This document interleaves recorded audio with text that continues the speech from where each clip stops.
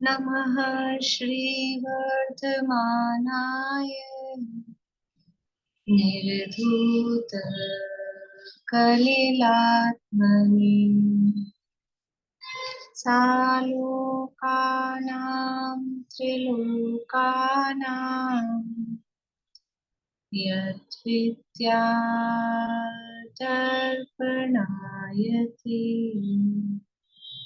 यद्विद्यादर्पणायति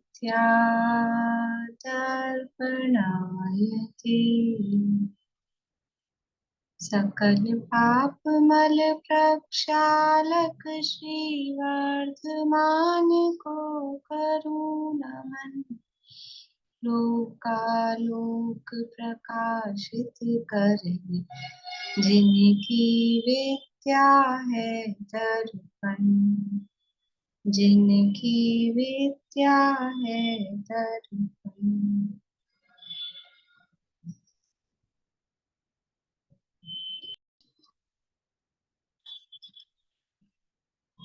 रत्नकर्ण शावकाचार्य नामक की ग्रंथ अपना चल रहा है और इसके अंतर्गत परिशिष्ट जो तीसरे अधिकार के उपरांत दिया है उसमें 47 शक्तियों के नाम दिए हैं परिशिष्ट में, तो उनके आधार से हम यहाँ पे उनकी चर्चा कर रहे हैं और बिल्कुल अंत अंत में हम पहुंच गए हैं।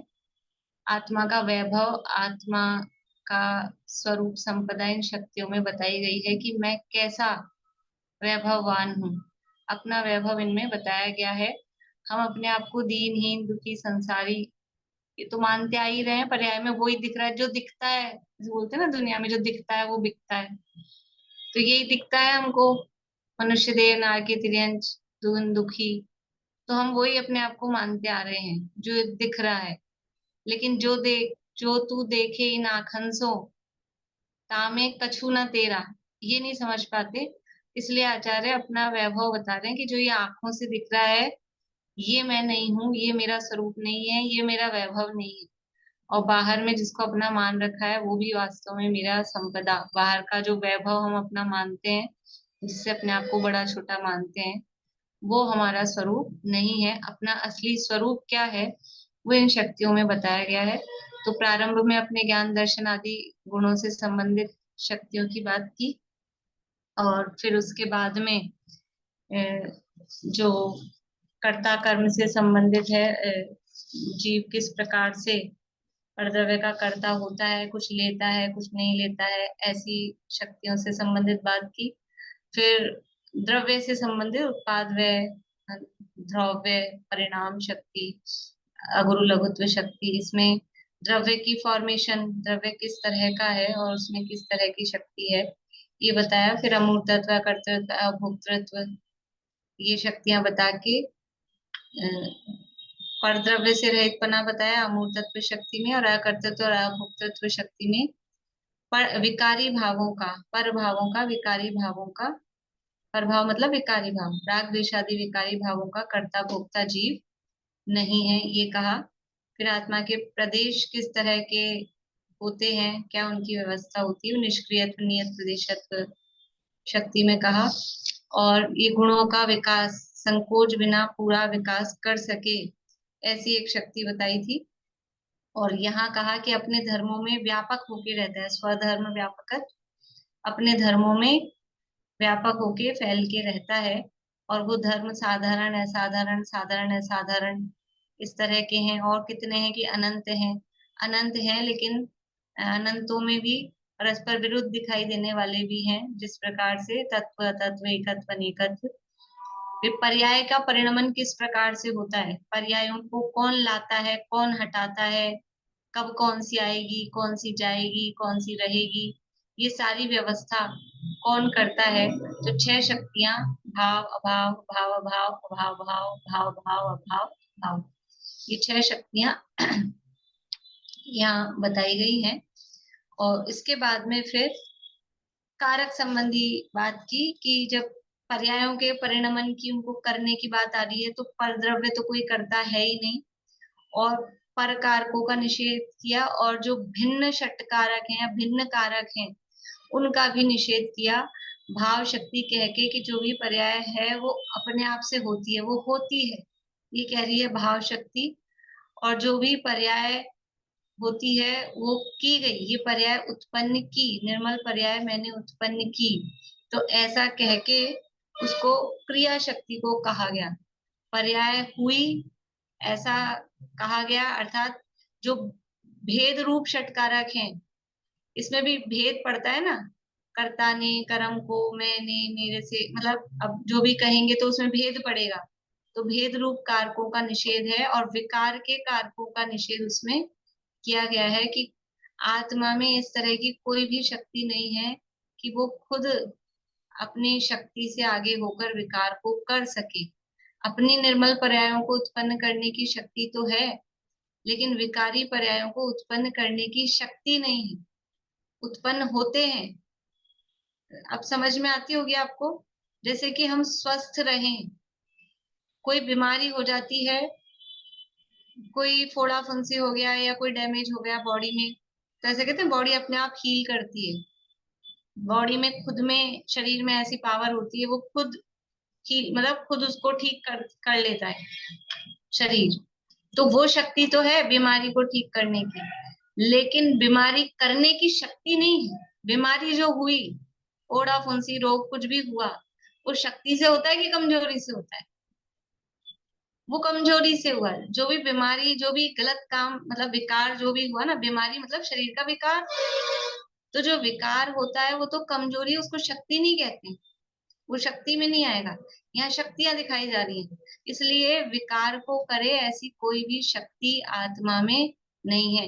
ये माइंड में क्लियर है कि नहीं? क्योंकि अभी अभी अपन प्रवचन सार के 47 नए पढ़ के आए, वहां कहा है कि खुद ही अपनी योग्यता से करता है, ईश्वर ने अनीश्वर ने कहा, और कर्त्री ने अकर्त्री ने, और ये सारे बातें वहां करके आए अपन। तो वहां पर उसकी योग्यता बताई है और यहाँ शक्ति बताई जा रही है। तो विकार को करने की शक्ति नहीं है, होता है, फोड़ा फुंसी रोग शरीर में होता है, लेकिन उसको शक्ति नहीं कहते। तो इस तरह से जो विकार के कारकों का निषेध भाव शक्ति में, और निर्मल पर्यायों के कारकों का, निर्मल पर्याय के कारक हैं। आत्मा स्वयं अपने कर्ता होकर निर्मल पर्यायों को करता है, ऐसा क्रिया शक्ति में कहा। उसके बाद में अभी कारक संबंधी शक्तियां कल हमने देखी थी, कर्म शक्ति और कर्तृत्व शक्ति की। आत्मा स्वयं, कर्म का मतलब कार्य, स्वयं वो निर्मल पर्यायों को प्राप्त, क्या कहा था उसमें, प्राप्यमान, वो निर्मल पर्यायों को प्राप्त करता है, अर्थात निर्मल पर्याय उसकी कर्म है। और कर्ता कौन है कि निर्मल पर्यायों को स्वयं ही करता है।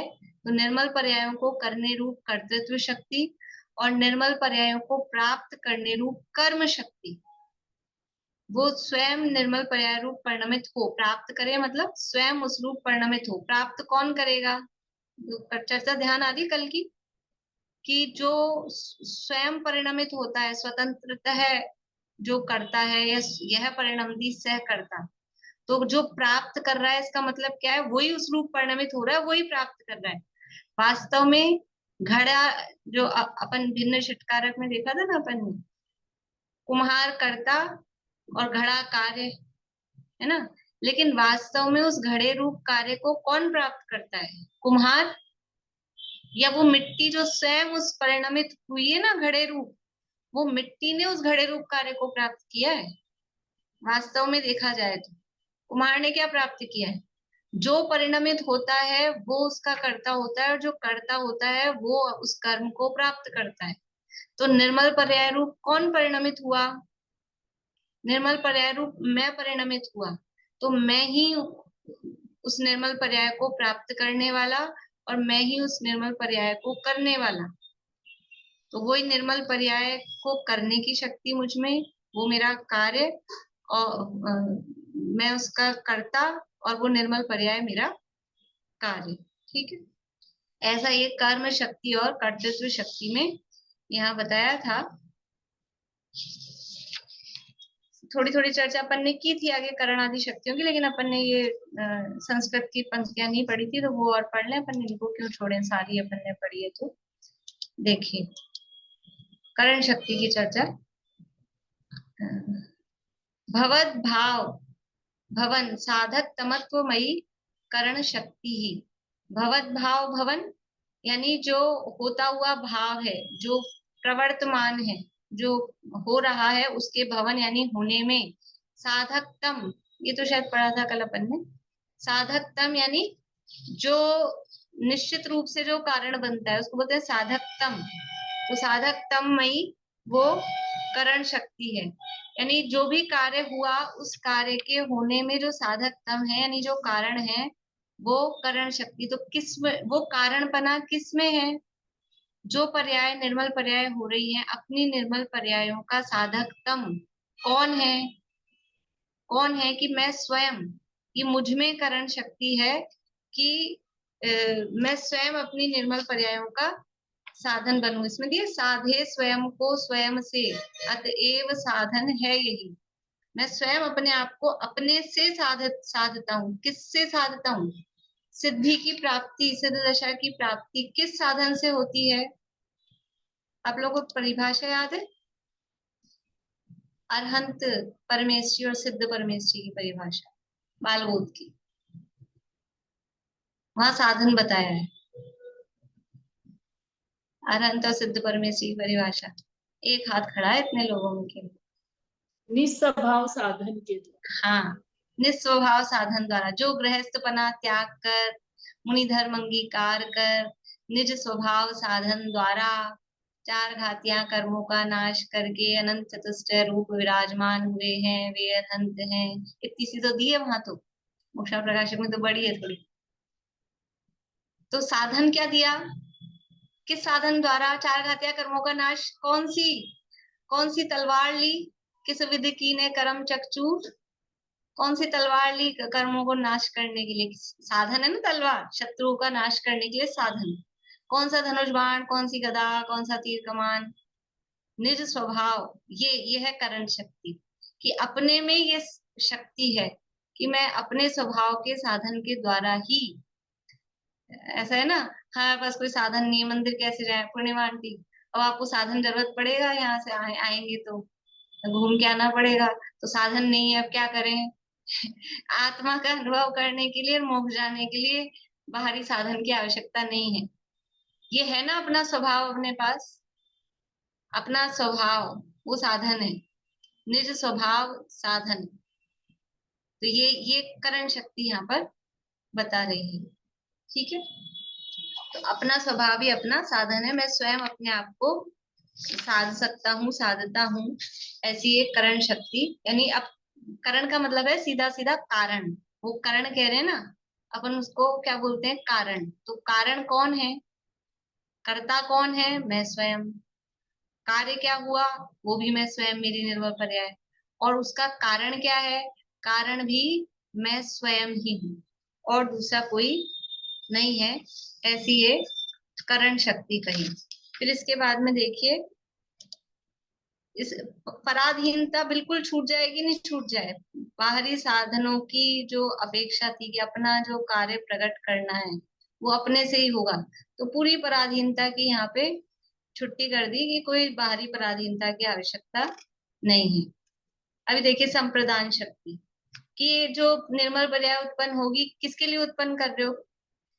कौन लेगा इसको? आप बना तो रहे हो, ये ऐसा होता है ना, आप ये बना तो रहे हो दाल बाटी, कौन खाएगा? बच्चे तो खाएंगे नहीं। कौन खाएगा? किसके लिए? किसके लिए? तो ये निर्मल पर्याय उत्पन्न कर रहे हो किसके लिए? देखिए, स्वयं दीयमान भावोपेयत्वमयी संप्रदान शक्ति। स्वयं दीयमान, देने वाला कौन है और लेने वाला कौन है? संप्रदान। संप्रदान किसको दे रहे हो और कौन दे रहा है? दो है ना, एक देने वाला, अगर देने वाला है तो लेने वाला भी होगा, और लेने वाला है तो देने वाला भी होगा। तो यहाँ कौन दे रहा है और कौन ले रहा है? आप ये जो कार्य और कर्ता बात कर रहे हो और जो आप कर रहे हो काम, कौन ले रहा है कौन दे रहा है? लेने देने वाला कौन है? स्वयं दीयमान, यानी देने वाला भी स्वयं है। स्वयं दीयमान भावोपेयत्वमयी, भाव स्वयं दीयमान भाव उपेयत्वमयी, यानी स्वयं जो भाव दे रहा है उसको उपेय यानी प्राप्त करने वाला, उसको ग्रहण करने वाला, वो भी कौन है? स्वयं ही है। स्वयं दीयमान भाव उपेयत्वमयी, प्राप्त करने वाला भी स्वयं ही है, ऐसी संप्रदान शक्ति है। देखिए हिंदी में पढ़ते हैं। संप्रदान शक्ति अपने द्वारा दिए जाने वाले भाव की उपेयत्वमयी है। अपने द्वारा दिए जाने वाले भाव की उपेयत्वमयी, यानी अपने द्वारा दिए जाने वाले भाव को प्राप्त करने वाली वो संप्रदान शक्ति है। यानी जो जैसे घड़ा बना रहे हैं, तो किसके लिए बना रहे हैं घड़ा? कि जल भरने के लिए बना रहे हैं, पानी भरेंगे इसमें। तो ये निर्मल पर्याय, मतलब उसमें क्या काम किया जाएगा? या पानी पीने वाले को हम घड़ा देंगे। तो ये निर्मल पर्याय किसके लिए है और कौन दे रहा है? कि स्वयं ही दे रहा है और स्वयं को ही दे रहा है। स्वयं ही दे रहा है और स्वयं को ही दे रहा है। निर्मल पर्याय कहाँ से आ रही है और कहाँ जा रही है? समुद्र की लहर कहाँ से निकलती है और कहाँ मिलती है? समुद्र में से निकलती है और समुद्र में मिल जाती है। समुद्र ही देने वाला, समुद्र ही लेने वाला। दादा ऐसे सुनाते हैं, वो तो किसी दूसरे प्रकरण में। लेकिन गंगा की पूजा कैसे करते हैं लोग? गंगा से ले गंगा जल को गंगा को अर्पण करते हैं, उसी में से लेते हैं, उसी को दे देते हैं। वही लेने वाला और वही देने वाला। ऐसे ही ये जो अपनी निर्मल पर्याय है, ये उत्पन्न कहाँ से हो रही है? अपने में से। और मिलेगी किसको? मिलेगी भी अपने को ही। कोई दूसरा इसका भोगता भी कोई और नहीं है। मैं स्वयं ही अपनी निर्मल पर्यायों को भोगने वाला, मैं स्वयं ही उसका संप्रदान हूँ। ऐसा ये संप्रदान शक्ति। अपादान का भी पढ़ लेते हैं साथ में।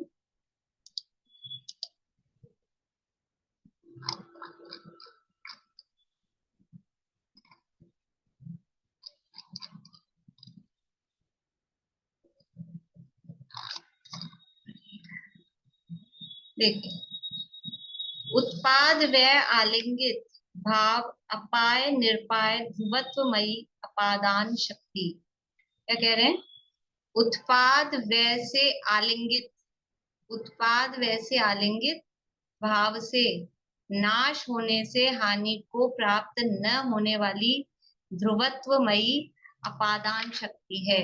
मतलब ये उत्पाद व्यय हो रहा है ना, उस उत्पाद व्यय से आलिंगित, उससे सहित होने पर भी नाश नहीं हो रहा। उत्पाद व्यय में वो उत्पाद व्यय का नाश हो रहा है, नाश हो रहा है, उत्पन्न हो रहा है, लेकिन फिर भी जो हानि को प्राप्त नहीं हो रही है, ऐसी ध्रुवत्वमयी वो अपादान शक्ति। देखो अपादान क्या होता है?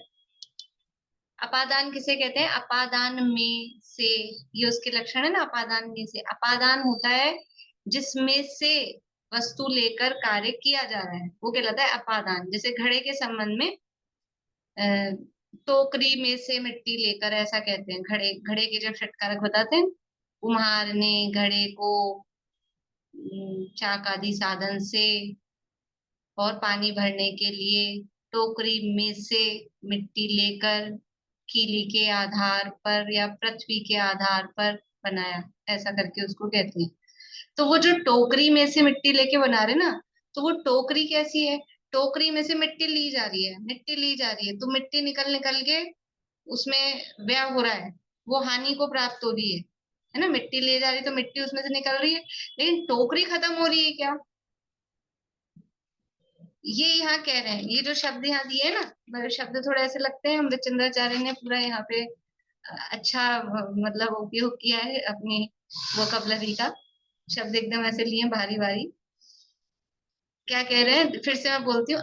उत्पाद वैसे आलिंगित भाव से नाश होने से हानि को प्राप्त न होने वाली ध्रुवत्वमयी अपादान कैसा है? कि उत्पाद वैसे आलिंगित युक्त है, उत्पाद वैसे युक्त है वो जो पर्याय, और वो पर्याय का नाश होने पर भी जो हानि को प्राप्त नहीं हो रहा, ध्रुव रूप है, ऐसा वो अपादान, ऐसी अपादान शक्ति। ये पर्याय अपने में से उत्पन्न होती जा रही हैं। अब अपने में लगाओ, समुद्र में लगाते पहले, समुद्र में से पर लहरें उठती जा रही है, उठती जा रही है, उठती जा रही है। समुद्र तो खत्म हो जाएगा ना एक दिन। लहरें निकले, उत्पन्न हो के नष्ट हो रही है, उत्पन्न हो के नष्ट हो रही है, उत्पन्न हो के नष्ट हो रही है, तो खत्म हो जाएगा। कि वो नाश को प्राप्त नहीं होता, ध्रुव है, वो है अपादान का स्वरूप। अपादान में से का मतलब जो स्थिर होगा उसमें से तो लिया जाएगा, जो खुद स्थिर होगा उसमें से उत्पाद वे होंगे, उसमें से वस्तु ली जाएगी। तो उपादान ध्रुव रूप होता है, वो यहाँ कह रहे हैं कि ये ध्रुव कौन है? ये मैं हूँ। उपादान नहीं, अपादान, सॉरी, अपादान की बात चल रही। अपादान मतलब वो ध्रुव वस्तु। तो ये उसमें से, मुझ में से पर्याय निकलती जा रही है, निर्मल दशाएं उत्पन्न हो रही है, नष्ट हो रही है। एक समय की होती है पर्याय, उत्पन्न हो रही है, नष्ट हो रही है, फिर भी मैं उत्पन्न नष्ट नहीं होता, मैं ध्रुव रूप से रहता हूँ। ऐसा यहाँ पर इस अपादान शक्ति में कहा गया है कि जिसमें से कार्य उत्पन्न होता है उसे अपादान कहा जाता है।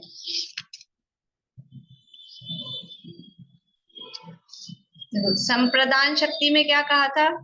संप्रदान शक्ति में कहा था कि जो पर्याय प्रकट हो रही हैं वो किसके लिए हो रही हैं? अपने लिए ही हो रही हैं, है ना, अपने लिए ही, मेरे लिए ही हो रही है, मैं उनको प्राप्त कर रहा हूँ। और अपादान शक्ति में क्या कह रहे हैं कि ये पर्याय मुझ में से ही उत्पन्न हो रही है, मुझ में से होकर मुझे ही प्राप्त हो रही है। मुझ में से उत्पन्न हो रही है अपादान, और मुझे ही प्राप्त हो रही है ये संप्रदान।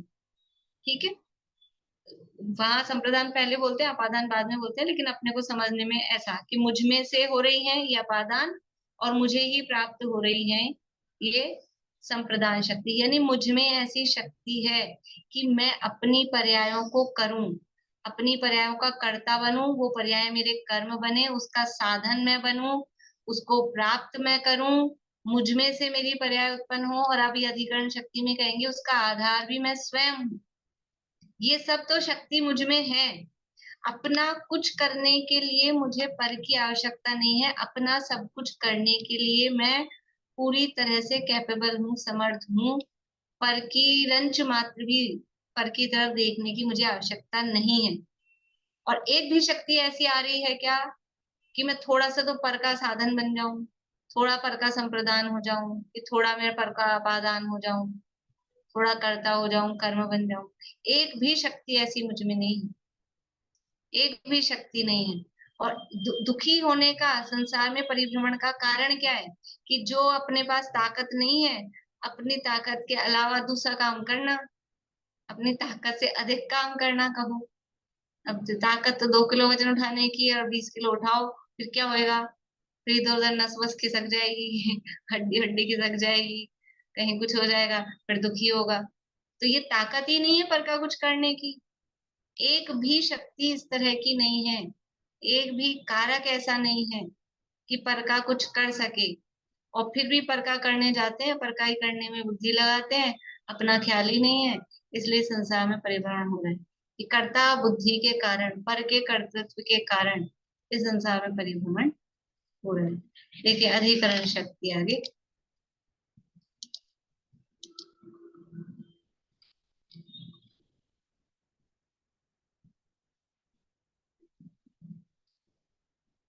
भाव्यमान भाव आधारत्वमयी, भाव्यमान भाव आधारत्वमयी अधिकरण शक्ति, यानी भाव्यमान भाव के आधार पर, भाव्यमान भाव मतलब जो हो रहा है, वो होते हुए भाव के आधार रूप जो है, ये आधार रूप, ये अधिकरण का मतलब होता है आधार। किस आधार पर? तो अपनी जो पर्याय उत्पन्न हो रही हैं, सम्यक दर्शन ज्ञान चरित्र की जो पर्याय उत्पन्न हो रही है, इसका आधार कौन है? इसका आधार मैं स्वयं, अपने ही बेसिस पे हो रही है। जो भी कोई काम होता है तो कोई ना कोई इसका बेस होता है ना, किस आधार पे काम, कोई भी काम होता है। तो बाहरी अपन वैसा देखेंगे तो हम कोई काम कर रहे हैं तो कोई सरफेस होती है, वो आधार होता है। और वैसे अपन लोक व्यवहार में कोई काम करते हैं तो बोलते हैं, किस आधार पे आप ये बात कर रहे हो? कोई ना कोई उसमें मूल मुद्दा, कोई बात तो होती है। तो अपना आधार कौन है? ये पर्याय जो उत्पन्न हो रही है किस आधार पे उत्पन्न हो रही है? पर्याय तो उत्पन्न हो रही है, नष्ट हो रही है, ये तो कोई ध्रुव है नहीं। और जो आधार है वो कैसा होना चाहिए? वो कैसा होता है? वो ध्रुव होता है। तो जो होता हुआ जो भाव है, उस भाव के आधार रूप ये अधिकरण शक्ति है। तो अपने आत्मा के आधार से ही ये पर्याय और निर्मल पर्याय की प्राप्ति होती है, और आत्मा के आधार से ही टिकते हैं। रवि संग्रह में गाथा है, मोक्ष और अधिकार जो प्रारंभ हो रहा है ना, उसमें दूसरी गाथा है 40 नंबर की।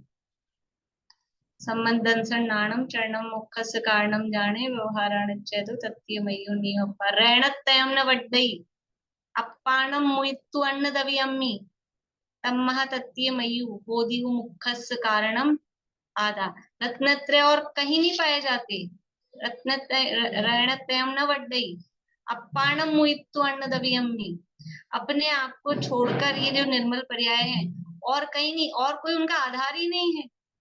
ये जो रत्नत्रय की पर्याय है इनका आधार मैं ही हूँ, मेरे आधार से प्रकट होंगी। अपने रत्नत्रय की पर्याय महाव्रत में से निकल के आएगी क्या, कि कहीं बाहर किसी दूसरे कहीं सम्मेद शिखर जी में से निकल के आएगी, किसी क्षेत्र से निकल के आएगी, किसी व्यक्ति से निकल के आएगी, किसी काल से निकल के आएगी कि 10 लक्षण होंगे तो रत्नत्रय की पर्याय निकल के आ जाएगी।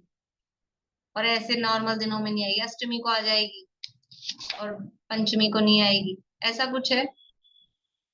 अपनी पर्याय अपने आधार से, आत्मा ही आधार है, आत्मा को छोड़कर अन्य कहीं नहीं मिलेगी। उसका आधार कौन है? आत्मा ही उनका आधार है, मैं स्वयं ही उनका आधार हूँ। तो अपने आत्मा के आश्रय से ही हमें शांति मिलती है, यानी हम स्वयं अपने आधार पर प्रतिष्ठित है। अब जो कहा जाता है हम दुनिया में जो द्रव्य है वो किसके आधार पर है? दुनिया में जो द्रव्य है किसके आधार पर? स्वयं के आधार पर है, ये तो हो गई बात। लोक किसके आधार पर स्थित है? ये 3 लोक किस आधार पर टिका हुआ है? 3 लोक किस आधार पर टिका हुआ है?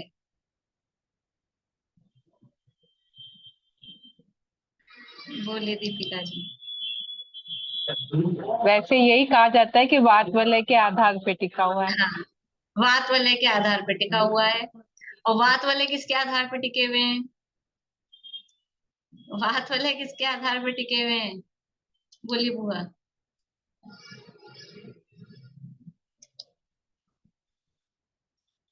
आवाज नहीं चालू हो रही। हाँ हाँ, लोकाकाश। वात वलय किस आधार पर टिके हुए हैं? वात वलय खुद लोकाकाश में है। हाँ, तो लोकाकाश में है। तो वात वलय किस आधार पर टिके हैं? स्वयं के आधार नहीं। नहीं, बोलिए स्नेहलता जी। आकाश के आधार पर। आकाश के आधार पे, जो आलोक है ना, आकाश, आकाश के आधार पे। तो दुनिया में कहते हैं सारे द्रव्य आकाश के आधार पे हैं। और आकाश किसके आधार पे है? कि आकाश अपने आधार पे। ये जो आकाश को आधार बताया है ना, ये तो बाहरी निमित्त का ज्ञान कराया है। दुनिया में सब द्रव्य अपने स्वरूप से ही स्वयं प्रतिष्ठित है, अपने आधार पर ही है। कोई द्रव्य किसी दूसरे द्रव्य के आधार पर नहीं है। ऐसा आधार फिजिकली आधार भी नहीं है, और उसके होने में, उसके परिणमन में, उसमें भी कोई दूसरे आधार की आवश्यकता नहीं है। यहाँ तो ये जो हमने कर्ता कर्म करण संप्रदान इन शक्तियों की चर्चा की है ना, ये हमने आत्मा के संदर्भ में, क्योंकि आत्मा की शक्तियां हैं। लेकिन सभी द्रव्यों में स्वयं कर्ता स्वयं कर्म, हर द्रव्य का जो परिणमन हो रहा है, उद्गल के जो स्पर्श रस गंध वर्ण रूप जो परिणमन हो रहा है, उसका कर्ता वो स्वयं है, और वो स्पर्श रस गंध वर्ण रूप कर्म वो उसके ही है, वो कर्म उसके हैं। उसी वो अपने ही कर्मों को प्राप्त करता है। अपने ही कर्मों का स्पर्श रस गंध वर्ण का साधन कौन है? कि वो स्वयं पुद्गल ही है। उसका आधार भी वो स्वयं ही है, और उसका अपादान, उसी में से वो स्पर्श रस गंध वर्ण उत्पन्न होते हैं। तो ये समझने में आ जाता है ना कि जब हर द्रव्य अपना अपना संप्रदान अपादान करण अधिकरण सब अपने अपने हैं, तो जो ये स्पर्श रस गंध वर्ण उत्पन्न हो रहे हैं, ये जो काला गोरा रूप दिख रहा है, इसका आधार कौन है? इसका अपादान कौन है? इसका करण कौन है? कौन है? कि स्पर्श रस गंध वर्ण तो पुद्गल की प्रॉपर्टीज है। तो इसका कर्ता कर्म करण संप्रदान अपादान वो पुद्गल है। और मैं कौन हूं? मैं तो जीव हूं। मैं इसका कर्ता कर्म करण संप्रदान अपादान नहीं हूं। भेद विज्ञान की सिद्धि होती है अन्य द्रव्यों का स्वरूप समझकर उनका स्वरूप नहीं समझना है। उनका स्वरूप भी सही समझ में आ जाए तो इनसे मैं भिन्न हूं, वो भिन्नता ख्याल में आती है। ऐसा स्वरूप मेरा नहीं है, मेरा स्वरूप तो कुछ अलग है। तो ये जो शक्तियां हैं, सभी द्रव्यों में ये कारक वाली शक्तियां पाई जाती हैं। इस प्रकार से ये 47 शक्तियों का कथन अमृतचंद्राचार्य देव ने वहां किया है। और फिर इसके बाद में क्या कहा कि 47 तो बताई है, इस 47 की काउंटिंग में और विकल्प में और उंगलियों पे गिनने में इसमें मत रह जाना। ये 47 भेद करके समझाने के लिए बताई है। आत्मा में 47 नहीं है, आत्मा में तो अनंत है, और अनंत भी अभेद रूप से रहती हैं। अपन ने एक शक्ति पढ़ी थी, विभुत्व शक्ति। एक शक्ति का रूप सब शक्तियों में, सब गुणों में पाया जाता है। तो ये सब ऐसे यहाँ एक पढ़ी है, यहाँ दूसरी पढ़ी, यहाँ तीसरी पढ़ी, ऐसा नहीं है। अभेद अखंड आत्मा। तो ये शक्तियों का स्वरूप समझकर आत्मा का स्वरूप ख्याल में लेना, और इस पर से, भेद पर से दृष्टि हटाकर अभेद अखंड आत्मा पर दृष्टि ले जाना। भेद में ही पड़े रहेंगे तो फिर वो दृष्टि एकाग्र नहीं होगी। तो इन भेद पर से लक्ष्य छोड़कर नजर किस पे जानी चाहिए? फिर नजर उस अभेद अखंड की, इन शक्तियों के माध्यम से दिखा किसको रहे हैं, बता किसको रहे हैं, उस वाच्य पर नजर जानी चाहिए। ये जो शब्द हैं ये तो वाचक हैं, शब्द वाचक है, बताने वाले हैं। वाच्य क्या है, किसको बता रहे हैं? जैसे पानी शब्द होता है, शब्द है, लेकिन पानी शब्द किसको दिखाता है? कि जिससे प्यास बुझती है उसको, तो हमको वो ख्याल में आता है। ऐसे ही ये शक्तियों का स्वरूप आत्मा जो कहा, चैतन्य जो कहा, तो ये तो शब्द हैं। इन शब्द, ये जो शब्द हैं ये किसको दिखा रहे हैं? तो पानी कहते ही पानी ख्याल आता है। ऐसे ही जीव, जीवत्व, चिति, चैतन्य, आत्मा, ये कहते ही हमको वो ख्याल आना चाहिए, अभेद अखंड आत्मा ख्याल आना चाहिए। ऐसा अमृतचंद्राचार्य यहाँ पर हमको, समझ लो, आदेश दे रहे हैं, उपदेश दे रहे हैं, निर्देश दे रहे हैं, जो भी बोलिए। 47वीं संबंध शक्ति के बारे में भी। हाँ, 47 तो रहेगी।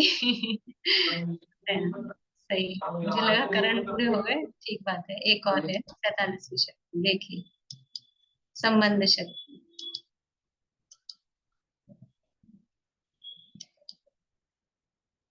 स्वभाव मात्र स्वामित्वमयी संबंध शक्ति। संबंध शक्ति कैसी है? अपना स्वभाव मात्र, स्वभाव ही स्व स्वामी, अपना स्वामी है। संबंध किससे होता है?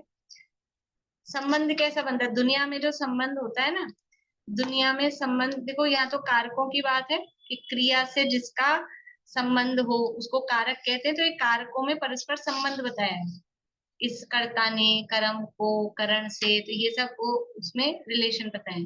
और दुनिया में हमारा संबंध, मेन जो संबंध होता है वो समझ लो पति पत्नी का संबंध है, तो वो स्वामी, स्वामी पने का संबंध होता है। या कोई वस्तुएं होती हैं, ये जो भी वस्तुएं है ना, मोबाइल है, कंप्यूटर है, घर है, दुकान मकान, ये गाड़ी बंगला, ये भी क्या है? ये मेरी है, ये मेरी है, मतलब मैं इनका मालिक हूँ, स्वामी हूँ। तो ये संबंध होता है। जहां भी का वर्ड आ जाता है ना, राम का, दशरथ का पुत्र राम, का वर्ड आ गया, तो वो संबंध को बता रहा है ना।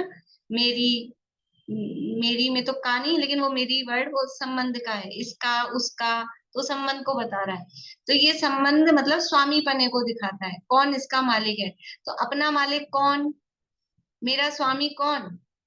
कि स्वामी स्वयं का स्वयं है, उसमें साथी छपा है तो साथी नहीं, स्वामी करना उसको, स्व स्वामित्व संबंधमयी। कि अपना स्वामी जीव स्वयं ही है। यानी ये संबंध शक्ति है ना, तो कोई ऐसा समझे कि मेरे में एक संबंध नाम की शक्ति है इसलिए मैं संबंध कर सकता हूँ, क्योंकि एक संबंध नाम की शक्ति है इसलिए हम दूसरों से संबंध करें।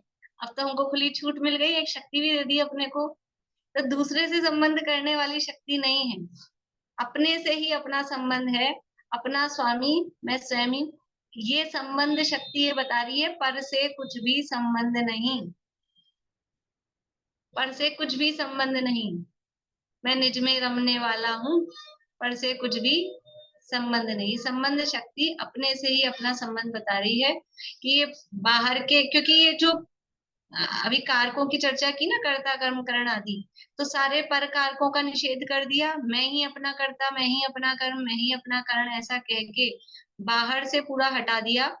तो फिर अब ये अपना संबंध किससे रहा कि अपने से ही अपना संबंध। किसी को ऐसे शंका रहे आपने तो बाहर से पूरा ही कट कर दिया हमको, हम तो कट गए, ऐसा बोलते हैं ना अभी, कहीं जाएंगे आएंगे नहीं दूसरे लोगों में तो हम तो कट जाएंगे, लेकिन इसलिए हम इनमें भी जाते हैं, उनमें भी जाते हैं, उनमें भी जाते हैं, तो कटते नहीं है समाज से। तो ऐसे कट गए क्या, पर्दा वैसे बिल्कुल कट कर दिया अपने को, तो अब तो किसी से संबंध ही नहीं बचा, कि किसी से संबंध की जरूरत ही नहीं, था कब संबंध, किसी से संबंध था ही नहीं। अपना संबंध केवल अपने आप से ही है, अपना स्वामी स्वयं ही हूँ। इस तरह से ये भी वास्तव में भेद है ना, इस भेद का भी निषेध किया है। मैं मेरा स्वामी, मैं और मेरा दो है क्या अलग अलग। जैसे एक दिन आपको कहा था समय सार का उदाहरण बताया था आपको, सेटिका वाली गाथाओं का, ये दीवार पे सफेदी की ना, तो ये जो सफेद हुई ये कौन है, दीवार पे सफेदी कर देते ना, कलर कर दिया, व्हाइट कलर कर दिया, तो ये जो सफेद हुआ है ये सफेद कौन हुआ, दीवार हुई ना सफेद, ये सफेद कौन हुआ, कि दीवार सफेद हुई, कि दीवार सफेद हुई, कि सफेद ही सफेद है, कौन सफेद है। ये तो फिर उतर जाती थोड़े दिन में पपड़ियां, ये बारिश का मौसम आएगा फिर वो पपड़ियां उतर जाती है, तो फिर दीवार कैसी निकल के रहती है। अगर दीवार सफेद हो गई तो फिर वो अंदर से फिर वो जो भी काली वाली जैसी भी होती है वो निकलनी नहीं चाहिए। तो वास्तव में सफेदी सफेद है। तो जब हमने कहा सफेदी सफेद है, ये दो दो कह रहे हो ना आप, सफेदी सफेदी, तो ये इस सफेदी से ये सफेदी, ये कौन सी सफेदी है जो ये इस भिन्न है, इस सफेदी से ये सफेदी भिन्न है क्या, सफेदी सफेद है। तो ये तो दो द्वैत कर रहे हैं ना, द्वैत दोपना, बोले ये भी हमको पसंद नहीं है, बस सफेदी है ऐसा कहो। ऐसे मैं ही मेरा स्वामी, तो मैं और मेरा, ये द्वैत कर रहे हो, ये द्वैत भी नहीं, ये भेद है।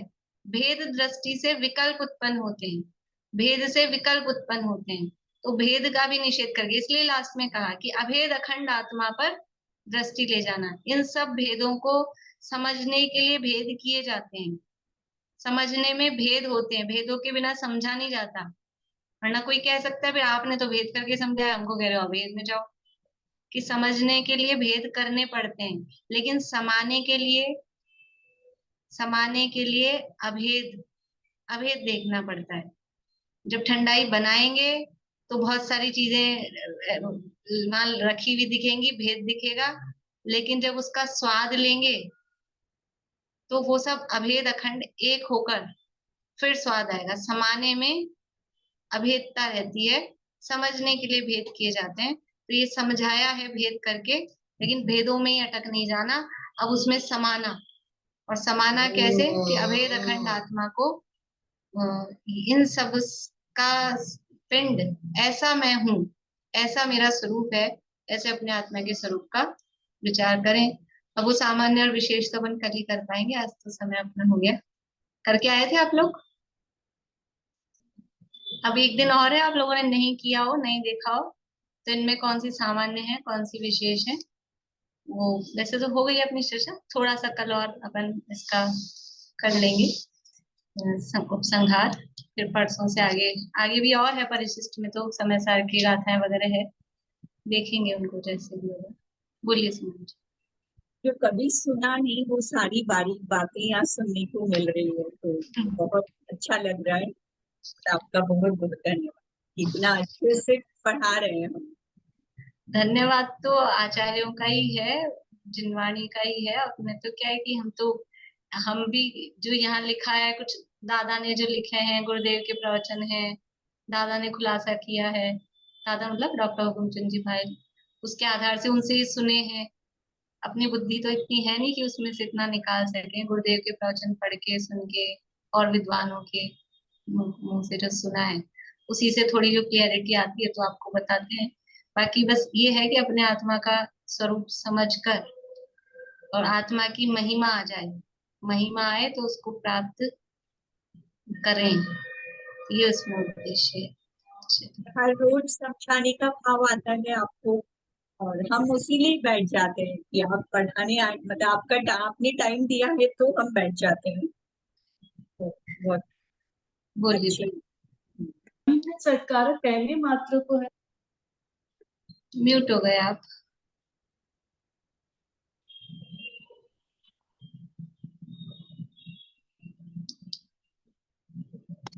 अभिन्न सत्कार कहने मात्र को है। फिर से बोलिए।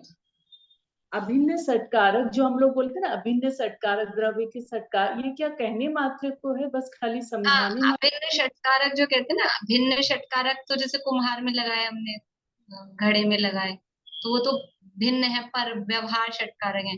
अभिन्न मतलब अपने में ही लगाना, मैं ही करता, मैं ही कर्म, मैं ही करण। तो ये भी अभिन्न तो है, मैं ही हूँ, लेकिन फिर भी भेद तो कुछ ना कुछ उसमें है ही। अभिन्न का मतलब है पर से दृष्टि हटाकर अपने में लगाए, लेकिन अपने में लगाकर भी वो विकल्प तो उत्पन्न होते ही हैं। मैं ही मेरा कर्ता, मैं ही मेरा कर्म, मैं ही मेरा कर्ण, तो ऐसा भी करके वो विकल्प तो उत्पन्न होते ही हैं। तो फिर उन सब से भी निर्विकल्प होना, बाहर से हटके अंदर में आना, अंदर के विकल्प करना, अंदर का भेद अपने में करना, और फिर उससे भी पार होकर निर्विकल्प अनुभूति करना। जैसे एक बात सुनी थी कि वस्तु तो परिपूर्ण, उसको कारकों की कोई जरूरत ही नहीं, उसमें कुछ होना ही नहीं। कुछ होना ही नहीं है, देखो कारक तो क्रिया के होते हैं, तो होना ही नहीं है तो वो तो मतलब द्रव्य स्वभाव की अपेक्षा से कह रहे हैं। ध्रुव द्रव्य कूटस्थ है, तो वो जब द्रव्य और पर्याय को दो फैक्टर लेते हैं ना, तो द्रव्य है वो कूटस्थ है, उसमें कुछ होना नहीं है, ऐसा कह के। या फिर कारकों की जरूरत नहीं है, मतलब यही है कि जो कुछ होना है वो उसका अपने में ही है ना, तो पर कारकों के निषेध की अपेक्षा से ही बात हो अलग सकती है। अलग अपेक्षा होती है। हाँ, वो जो भी प्रकरण चल रहा हो तो उसमें अपने अलग हम्म, अलग प्रकरण के हिसाब से अपेक्षा देखनी पड़ेगी। ठीक है। मैम इसमें वही आ गया, बहिरात्मा और अंतरात्मा और परमात्मा, वही वाली चीज आ गई। वो वाली चीज कैसे?